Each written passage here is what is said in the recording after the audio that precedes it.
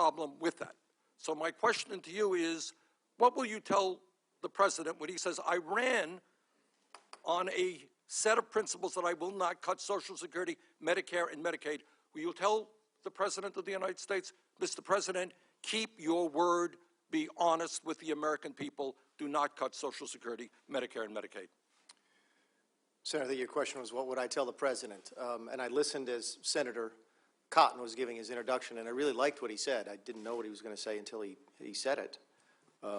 But he gave you the answer, which is the only thing I know to do is to tell the president the truth. And the truth is that if we do not reform these programs that are so important to your constituents in Vermont and to mine in South Carolina, I believe in 9 or 10 years the Medicaid Trust Fund is empty. In roughly 17 or 18 years, the Social Security Trust Fund is empty. We could choose to do something about that now, or we could choose to do something There about is a lot, forgive me for interrupting, I only have 5 minutes. There is a lot that we can do, including lifting the cap on income above $250,000, which would enable us to extend and expand Social Security very significantly. But the problem that I'm having right now is not just your nomination, but the integrity and the honesty of somebody who ran for office on one set of principles, nominating somebody else whose views are very different. But let me ask you another question.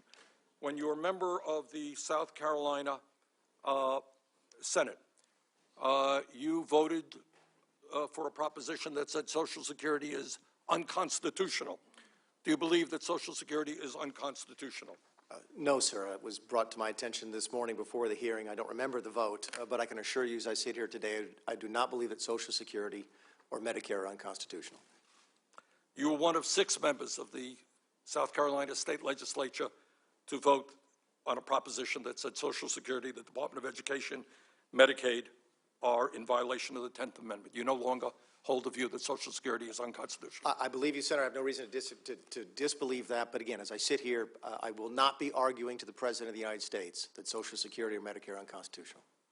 Mr. Mulvaney, Congressman, in July 2015, you wrote a letter stating, and I quote, I vehemently urge House Republican leadership to use every available tool to strip Planned Parenthood of any and all taxpayer funds and to take measures to prevent the group from receiving taxpayer dollars in the future, end quote.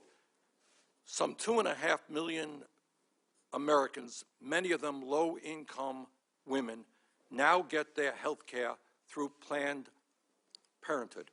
At a time when we have 28 million people who have no health insurance today, despite the gains of the Affordable Care Act, you really believe that we should tell 2.5 million Americans, many of them low-income women who get high-quality care at Planned Parenthood, that they should no longer have access to Planned Parenthood? I hear a lot of talk in this body from our Republican friends about choice.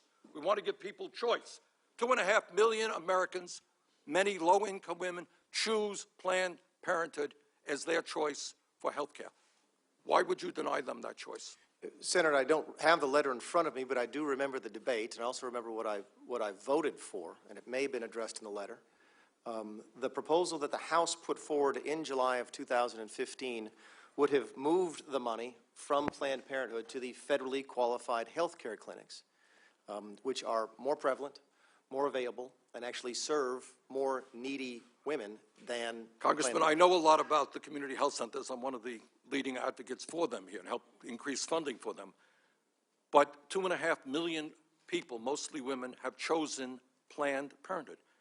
And after all the talk about choice and we want a health care system which allows people to go any place they want, your recommendation is that we should deny 2.5 million women their choice of health care.